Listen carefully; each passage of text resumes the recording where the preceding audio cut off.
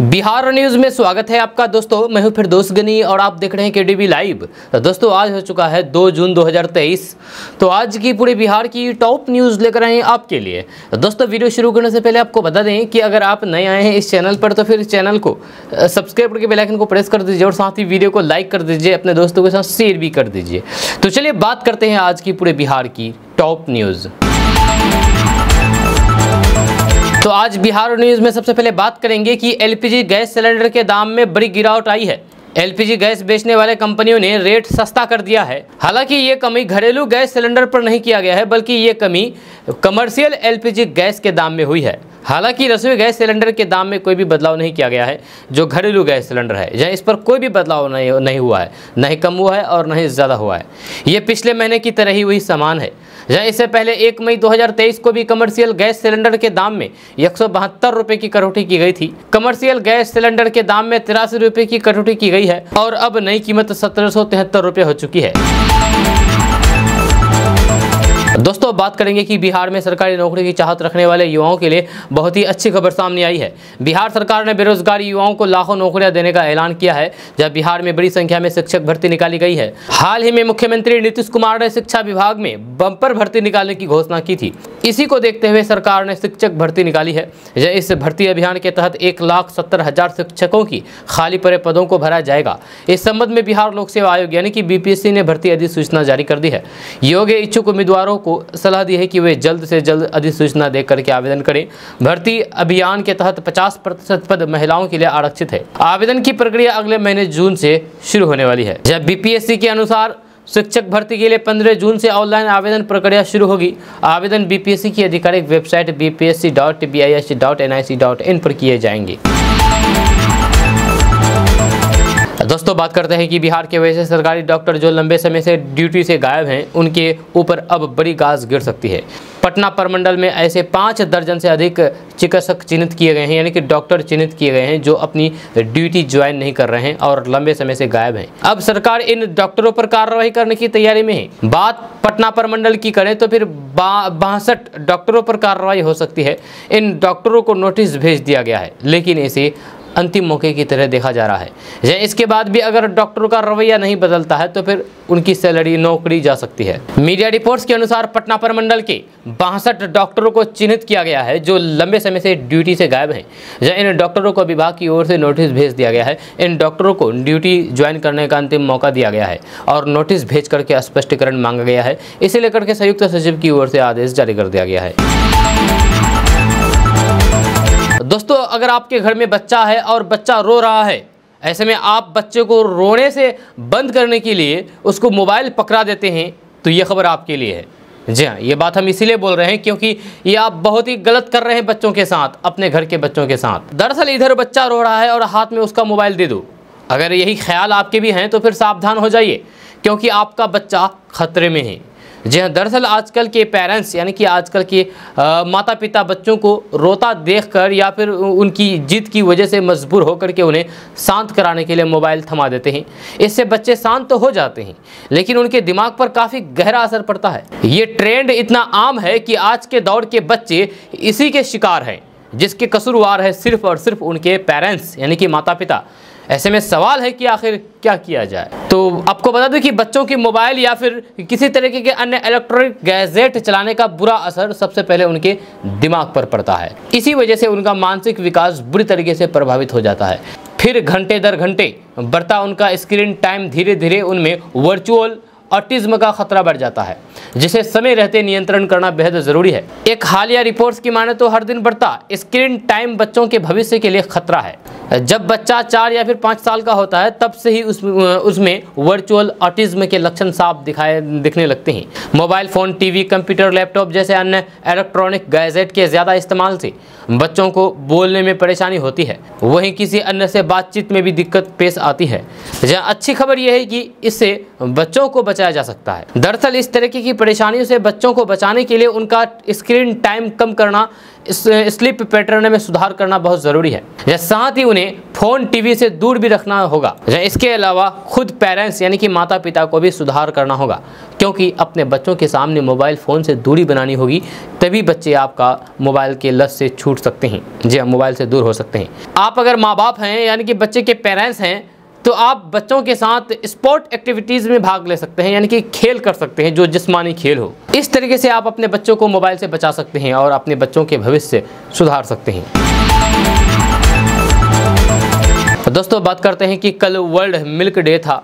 जब कभी भारत दूध की कमी वाले देशों में गिना जाता था, लेकिन अब भारत दुनिया के सबसे बड़ा उत्पादक है।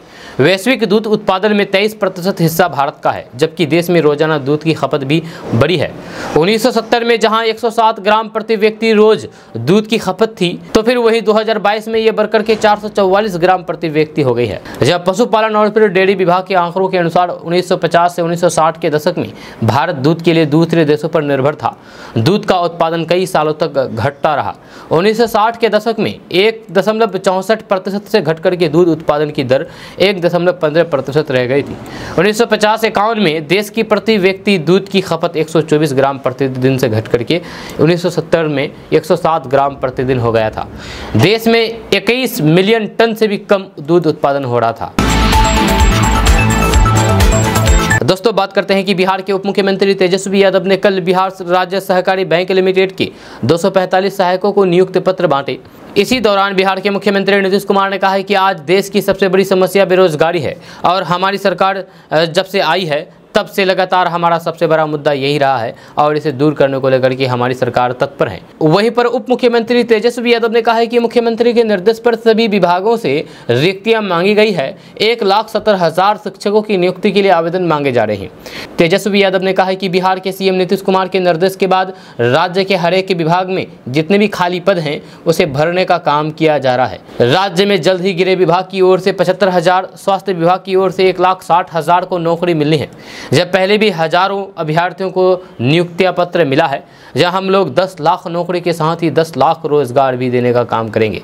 इसके अलावा तेजस्वी यादव ने केंद्र सरकार पर निशाना साधते हुए कहा कि कुछ लोग सिर्फ जुमलेबाजी करते हैं। जो लोग हर साल 2 करोड़ नौकरी की बात करते हैं वहां तो नौकरियां छीनी जा रही है, जहां उनके यहाँ चर्चा सिर्फ मंदिर मस्जिद की होती है। पहलवानों के बारे में, शिक्षा, स्वास्थ्य के बारे में पूछने पर उनके पास कोई जवाब नहीं होता है। वे लोग बस उन्माद फैलाना जानते हैं। डिप्टी सीएम तेजस्वी यादव ने कहा है कि हम लोग चाहते हैं कि मंदिर भी बने और लोग पूजा भी करें, लेकिन शिक्षा और स्वास्थ्य का भी मंदिर बने, यही हम भी चाहते हैं। तेजस्वी यादव ने एक बार फिर से बिहार को विशेष राज्य का दर्जा देने की मांग दोहराते हुए कहा कि बिहार विकास कर रहा है, विशेष राज्य का दर्जा मिले तो फिर और विकास होगा। विधानसभा और संसद के जरिए इसकी मांग करते रहे हैं, आगे भी करते रहेंगे। दोस्तों, अब बात करते हैं कि केंद्र की नरेंद्र मोदी सरकार ने किसानों के हित में बड़ा फैसला लेते हुए दुनिया की सबसे बड़ी अन्न भंडारण योजना शुरू करने की घोषणा की है। पीएम मोदी के नेतृत्व वाले केंद्रीय कैबिनेट ने इस योजना को हरी झंडी दे दी है। 1 लाख करोड़ की इस योजना से देश के प्रत्येक ब्लॉक में अनाज गोदाम बनाए जाएंगे। सबसे बड़ी बात यह है कि इन गोदामों में फसल रख करके किसान कर्ज भी ले पाएंगे।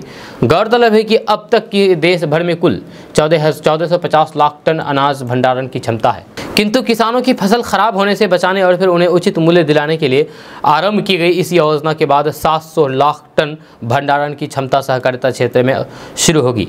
इसके बाद भारत की कुल अनाज भंडारण क्षमता 2150 लाख टन हो जाएगी। इससे देश में खाद्यान्न भंडारण में इजाफा होने के साथ ही अनाज के आयात में गिरावट आएगी। 1 लाख करोड़ रुपए की इस योजना के तहत देश के प्रत्येक ब्लॉक में 2000 टन क्षमता वाले गोदाम खोले जाएंगे। इस गोदामों की वजह से भंडारण की कमी के कारण बर्बाद होने वाले लाखों टन अनाज को सुरक्षित रखा जा सकेगा, जिससे किसानों को उनकी फसल का उचित मूल्य मिल सकेगा। जब किसान इन गोदाम में उनकी फसल रख करके उसे आगे अच्छी कीमतों में बेच सकेंगे। दोस्तों, बात करते हैं कि बिहार में पिछले करीब 10 महीने से महागठबंधन की सरकार चल रही है। इससे पहले 17 सालों तक बीजेपी के साथ नीतीश कुमार मुख्यमंत्री बने रहे। नीतीश कुमार दावा करते नहीं थकते हैं कि बिहार में कितना विकास हुआ है। नीतीश कुमार की सहयोगी पार्टी आरजेडी अब उनके और बीजेपी के कार्यकाल को विफल बता रही है। उप मुख्यमंत्री तेजस्वी यादव ने कहा है कि बीजेपी नकारात्मक पार्टी है। हम लोगों की सरकार से पहले बिहार में 18 सालों तक डबल इंजन की सरकार थी, केंद्र में भी 10 सालों तक डबल इंजन की सरकार रही है, लेकिन ये डबल इंजन की सरकार पूरी तरीके से फेल रही है। कोई काम जनता के हित में नहीं किया गया है। तेजस्वी यादव ने कहा है कि मैं स्वास्थ्य मंत्री हूँ और स्वास्थ्य विभाग में बीते कई दिनों में बहुत सारे काम हुए हैं, लेकिन हमसे पहले की सरकार में स्वास्थ्य विभाग में बीजेपी के कोटे के मंत्री थे। उन्होंने क्या काम किया सब लोग जानते हैं। शिक्षा के क्षेत्र में, सड़क के क्षेत्र में, स्वास्थ्य के क्षेत्र में या फिर सभी क्षेत्र में डबल इंजन की सरकार फेल है। जहाँ जदयू प्रवक्ता अभिषेक झा ने कहा है कि अभी से पहले डबल इंजन की सरकार रही थी, जब वास्तव में वह ट्रिपल इंजन की सरकार थी। उन्होंने कहा है कि बीजेपी ने बिहार के लोगों का हक कभी नहीं दिया। जहां हम लोग मजबूती से बिहार के हक की बात करते रहे हैं, विशिष्ट राज्य के दर्जे की मांग, पटना यूनिवर्सिटी को सेंट्रल यूनिवर्सिटी बनाने की मांग, इंफ्रास्ट्रक्चर में विकास को लेकर के पैसे देने की मांग और कई सारे मांगे हम लोगों ने की है, लेकिन बीजेपी के लोगों ने हमें हमेशा से बिहार के साथ पक्षपात किया है। बिहार को आज तक कुछ नहीं दिया है। दोस्तों बात करते हैं कि बिहार बीजेपी में सीएम फेस को लेकर के घमासान मचा हुआ है। जी हाँ, बिहार बीजेपी में ये हंगामा चल रहा है कि आखिर आने वाले विधानसभा चुनाव में मुख्यमंत्री का उम्मीदवार कौन होगा, यानी कि मुख्यमंत्री का चेहरा कौन होगा। इस बीच जो खबर निकल करके सामने आई है वो काफ़ी चौंका देने वाली है। अब जो खबर सामने आई है उसमें कहा गया है कि बिहार में बीजेपी के मुख्यमंत्री का चेहरा आरएसएस से जुड़े हुए लोगों का होगा, यानी कि जो आरएसएस से जुड़े हुए होंगे, आरएसएस के विचारधारा जिसके अंदर होंगी, जो वही अगला मुख्यमंत्री बनेंगे बीजेपी से, बीजेपी कोटा से। ये बातें हम नहीं कह रहे हैं, बल्कि बिहार बीजेपी के नेता विजय कुमार सिन्हा कह रहे हैं। वह कहते हैं कि बिहार में आरएसएस के संस्कार वाला ही अगला मुख्यमंत्री होगा। जी हाँ, बिहार में विधानसभा चुनाव को लेकर के अभी लंबा समय बचा है, लेकिन बीजेपी में सीएम फेस को लेकर के अभी से ही माथापच्ची शुरू हो गई है। जहाँ प्रदेश बीजेपी के कई नेता अपने अपने स्तर पर मुख्यमंत्री पद के दावेदारी जता चुके हैं। इस बीच बिहार विधानसभा में नेता प्रतिपक्ष विजय कुमार सिन्हा ने बड़ा बयान दिया है। उन्होंने कहा है कि आरएसएस से संस्कार वाला व्यक्ति ही बिहार का अगला मुख्यमंत्री होगा। जी हां, राजनीतिक गलियारों में इस पर चर्चाओं का अब दौर शुरू हो गया है। सम्राट चौधरी के बीजेपी प्रदेश अध्यक्ष बनने के बाद से ही इन्हें सीएम कैंडिडेट बनाए जाने के कयास लगाए जा रहे हैं, लेकिन वे राष्ट्रीय स्वयंसेवक संघ यानी कि आरएसएस की पृष्ठभूमि से नहीं है। इसके अलावा सुशील मोदी, गिरिराज सिंह और राजीव प्रताप रूडी के नाम भी बीजेपी के सीएम फेस को लेकर के उछल चुके हैं। नेता प्रतिपक्ष विजय कुमार सिन्हा ने एक न्यूज़ चैनल को दिए गए इंटरव्यू में कहा है कि बिहार में बीजेपी का सीएम कैंडिडेट आरएसएस के संस्कार वाला शख्स ही होगा। उन्होंने ये भी स्पष्ट कर दिया है कि सम्राट चौधरी से उनका कोई मनमुटाव नहीं है, साथ ही आरसीपी सिंह के बीजेपी में आने से भी उन्हें कोई दिक्कत नहीं है। विजय कुमार सिन्हा ने कहा है कि बिहार में सभी समीकरण टूटेंगे और सब जाति धर्म क्षेत्र को साथ में लेकर के बीजेपी देश में फिर से अपनी सरकार बनाएगी। पीएम मोदी तीसरी बार प्रधानमंत्री बनेंगे।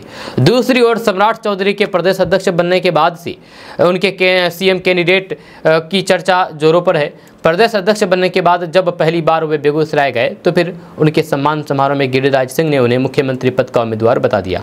यहाँ तक कि गिरिराज सिंह ने सभा में बिहार का सीएम कैसा हो, सम्राट चौधरी जैसा हो के नारे भी लगवा दिए। इसके अलावा पटना में सम्राट चौधरी के समर्थन में पोस्टर लगवा करके बिहार का योगी और अगला सीएम तक बता दिया गया। दोस्तों बात करेंगे कि बिहार में आगामी 12 जून को विपक्षी एकता की बैठक होनी है। इस बैठक में देश की तमाम विपक्षी दलों के शीर्ष नेता शामिल होंगे। वहीं बिहार के मुख्यमंत्री की अगुवाई में बुलाई गई इस बैठक को लेकर के भाजपा की तरफ से कई बड़े आरोप भी लगाए जा रहे हैं। साथ ही साथ इसी महीने पीएम मोदी के भी आगमन को लेकर के बातें कही जा रही है।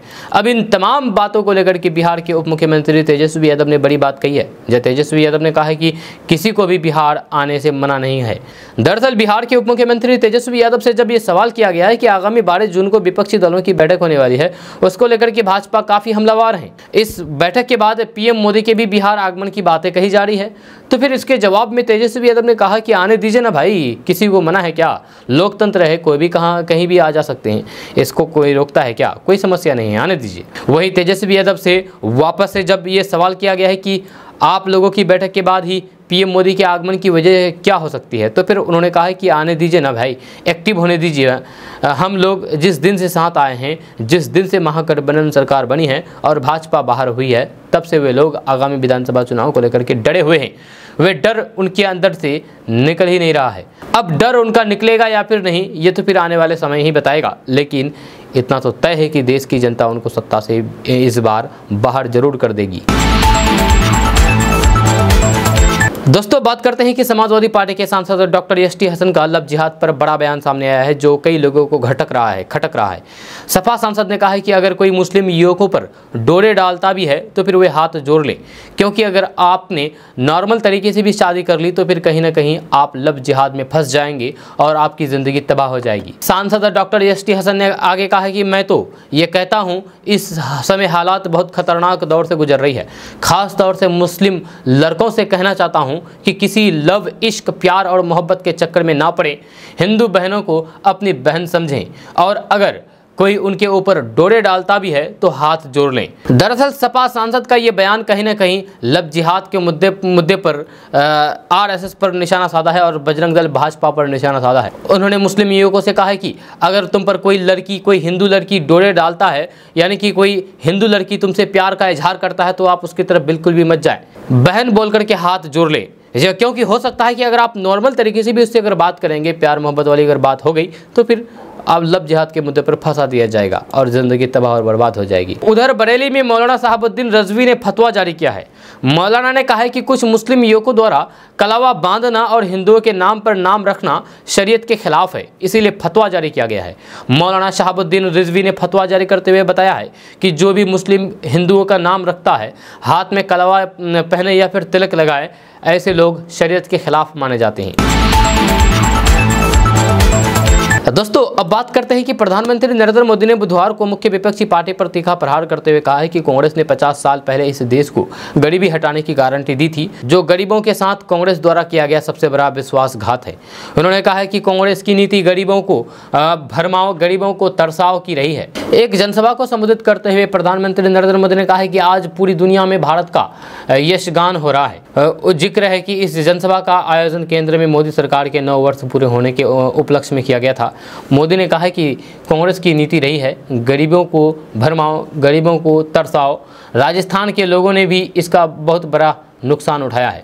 उन्होंने कहा है कि पूर्व प्रधानमंत्री राजीव गांधी ने भी माना था कि कांग्रेस सरकार 100 पैसे भेजती है तो उसमें से 85 पैसे भ्रष्टाचार की भेंट चढ़ जाते थे। कांग्रेस हर योजना में 85% कमीशन खाने वाली पार्टी है। उन्होंने कहा है कि 2014 से पहले देश में क्या स्थिति थी। पूरे देश में जनता भ्रष्टाचार के विरुद्ध सड़क पर उतरी हुई थी, जब कांग्रेस सरकार सीमा पर सड़कें बनाने में भी डरती थी। प्रधानमंत्री नरेंद्र मोदी ने आगे कहा है कि साल 2014 से पहले प्रधानमंत्री के ऊपर सुपर पावर थी।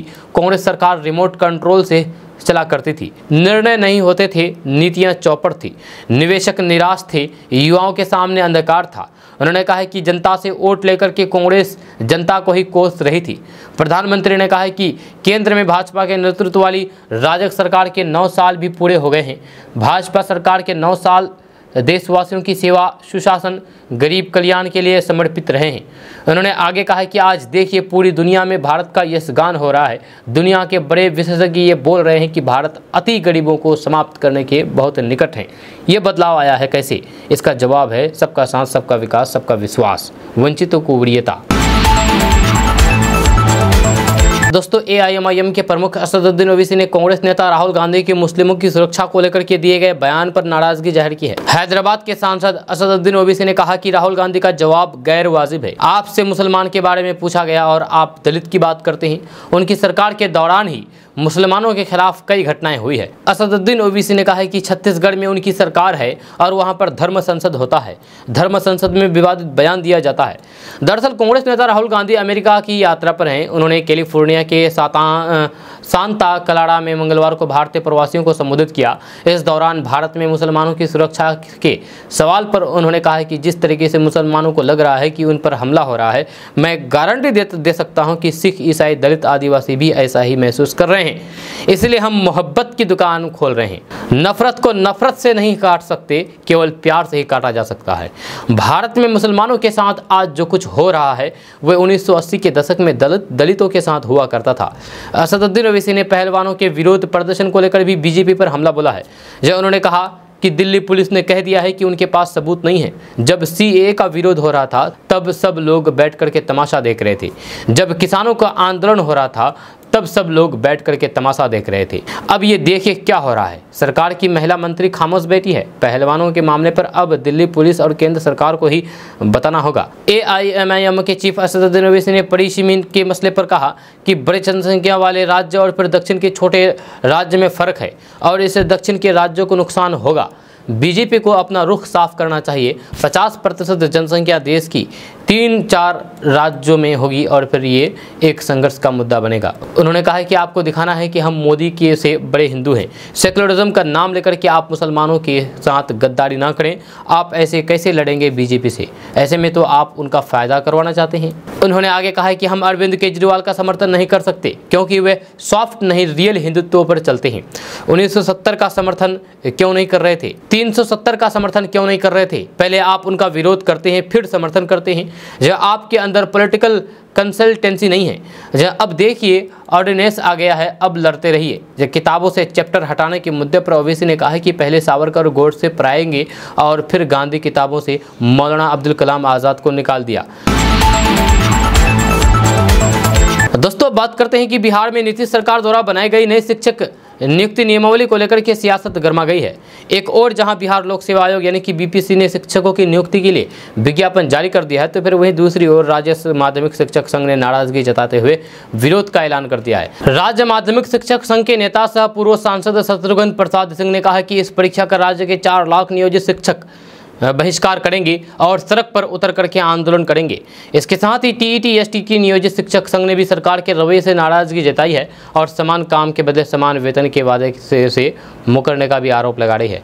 यह संघ के नेता शत्रुघ्न प्रसाद सिंह ने कहा है कि BPSC का ये विज्ञापन शिक्षकों के लिए रद्दी की टोकरी की तरह है। सरकार के रवैये के खिलाफ बिहार के शिक्षक पहले से ही सड़क पर उतर करके धरना प्रदर्शन कर रहे हैं, लेकिन सरकार पर इस विरोध का कोई भी असर नहीं पड़ रहा है। ऐसे में शिक्षक अपना आंदोलन तेज करेंगे। दोस्तों बात करते हैं कि बिहार के रास्ते भारत से नेपाल जाना अब और महंगा हो गया है। जब नेपाल की सरकार ने भारतीय गाड़ियों के प्रवेश शुल्क में बढ़ोतरी कर दी है, जब बढ़ोतरी का ऐलान किया है, भारत की ओर से जाने वाली 2 पहिया और 4 पहिया गाड़ियों की एंट्री शुल्क में वृद्धि की गई है। जी हां, एक दिन के लिए नेपाल में प्रवेश करने पर 2 पहिया गाड़ी का एंट्री शुल्क पहले 150 रुपये लगता था, अब इसे बढ़ाकर के 200 रुपये कर दिया गया है। 4 पहिया गाड़ी ले जाने पर पहले 500 रुपये लिए जाते थे, अब ये बढ़ा करके 600 रुपये नेपाली रुपया लिया जा रहा है। जहाँ नेपाल सरकार ने शुल्क बढ़ाने का ये प्रस्ताव अपने बजट में किया है, जिसे नेपाल से जुड़ी सभी सीमाओं पर लागू कर दिया गया है। इसके विपरीत भारतीय क्षेत्र में प्रवेश करने वाले नेपाली नंबरों के वाहनों को भारतीय क्षेत्र में प्रवेश के लिए कोई भी शुल्क नहीं देना पड़ता है। नेपाल के त्रिवेणी कस्टम प्रमुख चंडीराज गेलाल ने स्थानीय मीडिया को बताया है कि ये एंट्री शुल्क में बढ़ोतरी की गई है। राहत की बात यह है कि भारत के सीमावर्ती क्षेत्र के लोग अगर नेपाल प्रभाग के नज़दीकी इलाकों में 2-3 घंटों के लिए जाएंगे तो फिर पूर्व की तरह ही सुविधा दी जाएगी, जहाँ उन्हें किसी भी तरीके का एंट्री शुल्क नहीं देना होगा। हालांकि नेपाल सरकार के इस फैसले से रोज नेपाल प्रभाग में काम करने जाने वाले लोगों और फिर कामगारों को परेशानियों का सामना करना पड़ रहा है। जहाँ आपको बता दें कि वर्षों से नेपाल और भारत के बीच रोटी बेटी का संबंध है। सीमावर्ती क्षेत्र के कई परिवार के बेटे एवं बेटियों की शादी नेपाल में हुई है। अब भारतीय लोगों की नेपाल यात्रा जेबों पर भारी पड़ेगी।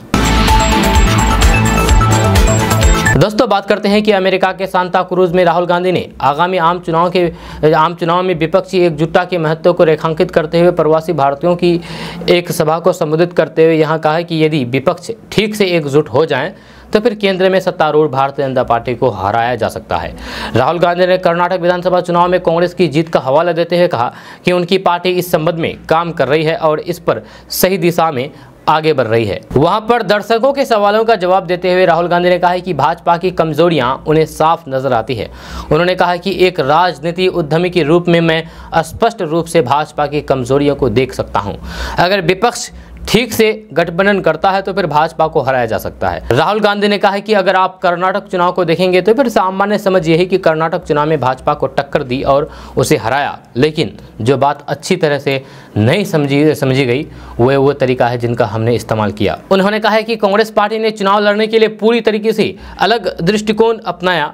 कर्नाटक में जीत की नींव भारत जोड़ो यात्रा के जरिए रखी गई। कर्नाटक की 224 सदस्यता विधानसभा के लिए 10 मई को हुए चुनाव में कांग्रेस ने 135 सीट जीती थी, जबकि भाजपा और फिर जनता दल सेकुलर कॉन्ग्रेस 66 और 19 सीट पर जीत हासिल की थी। राहुल गांधी ने कहा है कि कर्नाटक चुनाव में भाजपा ने कांग्रेस के मुकाबले 10 गुना ज्यादा धन खर्च किया था। उन्होंने कहा है कि देश को 2024 के आम चुनाव में एकजुट विपक्ष के अलावा सत्तारूढ़ भारतीय जनता पार्टी को हराने के लिए एक वैकल्पिक दृष्टिकोण की भी जरूरत है। पूर्व कांग्रेस अध्यक्ष ने कहा है कि जहां तक विपक्षी एकता की बात है, हम इस दिशा में काम कर रहे हैं और फिर ये सही दिशा में आगे बढ़ रहा है, लेकिन मुझे लगता है कि भाजपा को हराने के लिए विपक्ष की एकता से कहीं ज्यादा जरूरत है। मेरी राय में सिर्फ विपक्ष की एकता काम करने के लिए काफी नहीं होगी। मुझे लगता है कि आपको भाजपा के लिए एक वैकल्पिक दृष्टिकोण की जरूरत है। उन्होंने कहा है कि भारत जोड़ो यात्रा इस तरीके का दृष्टिकोण बनाने की दिशा में पहला कदम था। ये वे दृष्टिकोण है जिससे सभी विपक्षी दल जुड़े हैं। कोई भी विपक्षी दल भारत जोड़ो यात्रा के विचार से असहमत नहीं होगा। दोस्तों, भाजपा के केंद्रीय मंत्री नितिन गडकरी ने हिंदू मंदिरों को लेकर के बहुत बड़ा बयान दिया है। जहां भाजपा के मंत्री नितिन गडकरी ने कहा है कि हिंदू मंदिरों में गंदगी होती है, हिंदू मंदिरों में साफ सफाई की व्यवस्था नहीं होती है। ये कहना है भाजपा के मंत्री का। जी हाँ, केंद्रीय सड़क परिवहन और राजमार्ग मंत्री नितिन गडकरी ने बुधवार को देश के हिंदू मंदिरों को लेकर के बड़ा बयान दिया है। उनका कहना है कि हिंदू मंदिरों में स्वच्छता नहीं होती है, हिंदू मंदिरों में गंदगी होती है। एक कार्यक्रम में बोलते हुए उन्होंने कहा है कि मुझे महसूस होता है कि हमारा देश ऐसा है जहां विशेष रूप से हिंदू समाज के जो मंदिर हैं वहां स्वच्छता नहीं होता है, वहां धर्मशालाएं अच्छी नहीं होती है। मैं विदेशों में गया तो फिर वहां के गुरुद्वारे, मस्जिद, गिरजाघरों का वातावरण देख करके मुझे लगता था कि हमारे श्रद्धा के स्थान अच्छे होने चाहिए। मुझे जब मौका मिला तो फिर मैंने महाराष्ट्र में 12,000 करोड़ के पालिकी मार्ग का निर्माण कराया। मीडिया रिपोर्ट्स के मुताबिक नितिन गडकरी ने कहा है कि उत्तराखंड की थिरोड़ागढ़ से निकलने वाला कैलाश मानसरोवर का रास्ता 80 से 85% बना लिया गया है। इससे पहले हमें नेपाल के रास्ते जाना पड़ता था और इस दौरान माइनस में तापमान रहता था, इससे काफ़ी परेशानी होती थी। दोस्तों, बात करते हैं कि गर्मी की छुट्टियों के साथ शादियों का सीजन होने से यूपी बिहार से मुंबई दक्षिण भारत जाने वाली ट्रेनों में भारी भीड़ है। स्थिति यह है कि 15 जून तक आरक्षण में रिग्रेट या फिर नो रूम यानी कि बर्थ नहीं मिल रहे हैं। मजबूरी में यात्री स्लीपर कोच में बैठ करके यात्रा करने को मजबूर हैं। रेलवे ने ऐसे यात्रियों के लिए भले ही अतिरिक्त ट्रेनें चलाने का दावा किया हो, पर फिर भी आरक्षण नहीं मिल रहे हैं। जी हां, परेशान यात्री जनरल कोच और फिर स्लीपर में सफर करने को मजबूर हैं। रेलवे ने 15 जून तक ऐसे ही स्थिति रहने की संभावना जताई है। आपको बता दें कि इटारसी रेलवे स्टेशन से इस समय रोज 24 घंटे में लगभग 150 जोड़ी डेली ट्रेनों के अलावा लगभग 50 विशेष ट्रेनें चल रही है। ये विशेष ट्रेनें चारों दिशाओं से इटारसी जंक्शन पर हाल्ट लेकर के जा रही है। दोस्तों, बात करते हैं कि बिहार विद्यालय परीक्षा समिति के अध्यक्ष आनंद किशोर ने एक प्रेस वार्ता को संबोधित किया। इस दौरान उन्होंने बताया है कि मैट्रिक टॉपर छात्र छात्राओं के लिए इस साल से मेडिकल और फिर इंजीनियरिंग की तैयारी करने के लिए निःशुल्क हॉस्टल दिया जाएगा। आनंद किशोर ने कहा है कि बांकीपुर गर्ल्स हाई स्कूल और पटना कॉलेजिएट में रहने की व्यवस्था की जाएगी। जून के प्रथम सप्ताह में आवेदन आवंटित कर दिए जाएंगे और फिर प्राप्त आवेदनों के आधार पर चयन किया जाएगा। इसके बाद निःशुल्क कोचिंग की भी व्यवस्था की जाएगी। उन्होंने कहा है कि आवास की व्यवस्था, बुक्स और कोचिंग के साथ ही रहने, खाने पीने सब की व्यवस्था की योजना है। जब मेधावी छात्र छात्राओं के लिए खास मौका है। परीक्षा समिति के अध्यक्ष ने कहा है कि मेधावी छात्र छात्राओं के लिए ये मौका है और सारी व्यवस्था बिहार विद्यालय परीक्षा समिति के छात्र छात्राओं के लिए है। उन्होंने कहा है कि बच्चों को कोई भी स्टडी मटेरियल नहीं लेना होगा, सारे व्यवस्था समिति के द्वारा किया जाएगा। स्टडी रूम भी रहेंगे और सारा खर्च बिहार सरकार उठाएगी। उन्होंने कहा है कि पढ़ाने वाले शिक्षक का चयन विज्ञापन के आधार पर किया जाएगा। दोस्तों, बात करेंगे कि भारतीय जनता पार्टी के 9 साल बेमिसाल कार्यक्रम में आए बिहार भाजपा के प्रदेश अध्यक्ष सम्राट चौधरी का बुधवार को स्वागत किया गया। कार्यकर्ताओं को संबोधित करते हुए सम्राट चौधरी ने कहा कि नीतीश कुमार एक मेमोरी लॉस मुख्यमंत्री है। सम्राट चौधरी ने कहा कि नीतीश कुमार ने बिहार को बर्बाद और गर्त में धकेलने का काम किया है। उनकी सरकार बालू और दारू में व्यस्त है। जितना भी कुछ काम धरातल पर दिखाई देता है वह बिहार भाजपा का किया हुआ है। प्रधानमंत्री नरेंद्र मोदी बिहार पर विशेष ध्यान देते हैं, लेकिन नीतीश कुमार का नैतिक पतन हो चुका है। इसके बाद चुनाव में केंद्र और बिहार में भाजपा की ही सरकार बनेगी। जब प्रदेश अध्यक्ष सम्राट चौधरी ने कहा कि बिहार के मुख्यमंत्री कब और कहां क्या बोलते हैं कुछ ठीक नहीं है, या इनको कुछ याद नहीं रहता है। कभी कभी खुद ही प्रधानमंत्री बन जाते हैं। उन्होंने बिहार को जात पात अंगरों पिछड़ों को बांटने का काम किया है। सम्राट चौधरी ने कार्यकर्ताओं से आह्वान किया है कि अगले 2 साल तक बैठना नहीं है, गांव-गांव, पंचायत बूथ स्तर तक जाना है और केंद्र सरकार की नीतियों को हर जनता को घर घर जाकर के बताना है। एक बार फिर से केंद्र में प्रधानमंत्री नरेंद्र मोदी की सरकार बनानी है। पूरे विश्व में भारत का सम्मान बढ़ा है। दोस्तों, बात करते हैं कि बिहार विकास की आखिरी पायदान पर है। ये बात हम नहीं बोल रहे बल्कि चिराग पासवान कह रहे हैं। और साथ ही उन्होंने कहा है कि बिहार में अपराधियों का मनोबल बढ़ा है।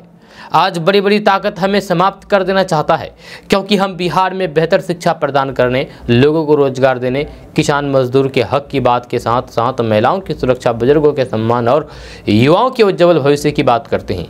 उन्होंने कहा है कि आज़ादी के बाद भी बिहार का विकास नहीं हो सका। आज बिहार से छात्र दिल्ली, मुंबई, कोलकाता जैसे शहरों में शिक्षा प्राप्त करने के लिए जाते हैं, लेकिन कभी इन प्रदेशों के छात्र शिक्षा के लिए बिहार नहीं आते हैं।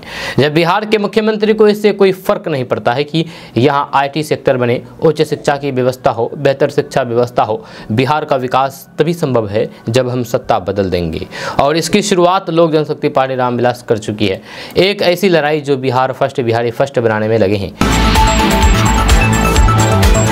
दोस्तों, बात करते हैं कि बिहार के मुख्यमंत्री नीतीश कुमार विपक्षी एकजुटता के लिए लगातार प्रयास कर रहे हैं। इस बीच पश्चिम बंगाल में कांग्रेस के इकलौते विधायक भी TMC में शामिल हो गए हैं। इस बात को लेकर के बिहार के पूर्व डिप्टी CM और BJP सांसद सुशील कुमार मोदी ने सूबे के CM नीतीश कुमार पर तंज कसा है। उन्होंने कहा है कि ममता ने विपक्षी एकता गुब्बारा पंक्चर कर दिया है, उसमें CM नीतीश कुमार हवा भर रहे हैं। यहाँ उन्होंने कहा है कि कांग्रेस का इकलौता विधायक भी TMC के साथ हो लिया है। पश्चिम बंगाल में कांग्रेस 0 पर आ गई है, जब कांग्रेस अध्यादेश पर दिल्ली के CM अरविंद केजरीवाल का साथ देने के लिए तैयार नहीं है। वहीं यूपी के MLC चुनाव में समाजवादी पार्टी को BSP कांग्रेस का साथ नहीं मिलने वाला है। तो सुशील कुमार मोदी ने कहा है कि ममता बनर्जी कांग्रेस ने विपक्षी एकता के जिस गुब्बारे को पिन मार करके पंक्चर कर दिया, उसमें नीतीश कुमार हवा भरने के लिए एड़ी चोटी का जोर लगा रहे हैं। सुशील कुमार मोदी ने कहा कि पश्चिम बंगाल में ममता दीदी ने कांग्रेस के एकमात्र विधायक बायरन बिस्वास को TMC में शामिल करा लिया है।